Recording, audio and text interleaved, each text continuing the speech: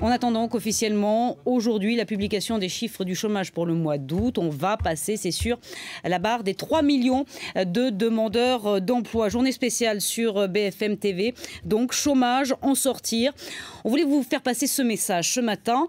De l'emploi, il y en a en France. Plus de 250 000 offres ne sont pas pour vous. Regardez les secteurs qui manquent de candidats. La restauration, la santé, les aides à domicile, l'informatique.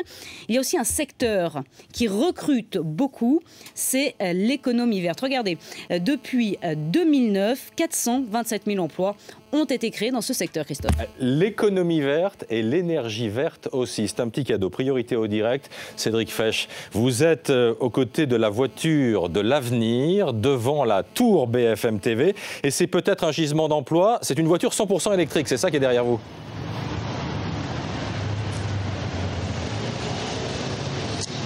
Oui, c'est la Renault Zoé. Voilà, elle sera présentée au Mondial de l'Auto au public là à la fin de la semaine, samedi.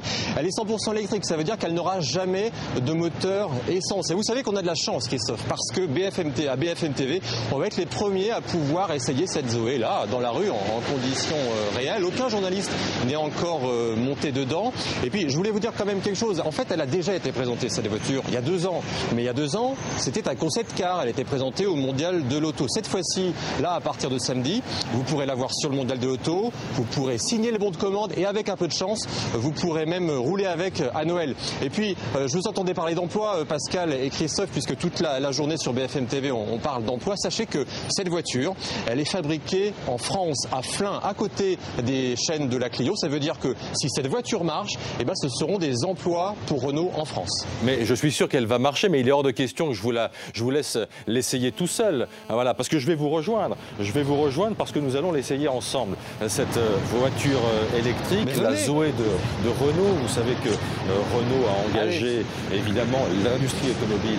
Vous savez que Renault a engagé évidemment l'industrie automobile, un plan en faveur de l'industrie automobile. Le gouvernement a engagé un plan en faveur de l'industrie automobile à la fin du mois de juillet, qu'on va aussi faire de nouveaux efforts en faveur de la filière électrique.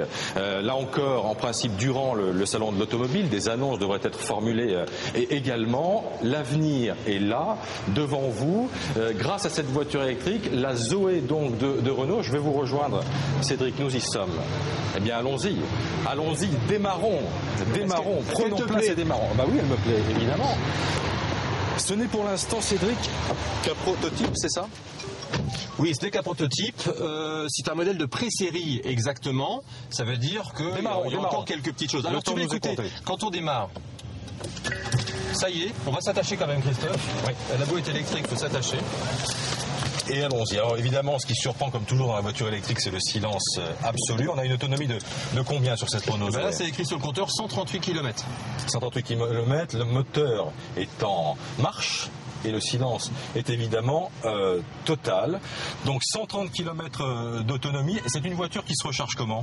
Alors elle se recharge soit à la maison, mais il faudra installer un petit dispositif. C'est-à-dire qu'il faut faire passer EDF à la maison. On investit 800 à 1000 euros quand même. Mais ça se recharge comme un téléphone portable ? Mais oui, après oui.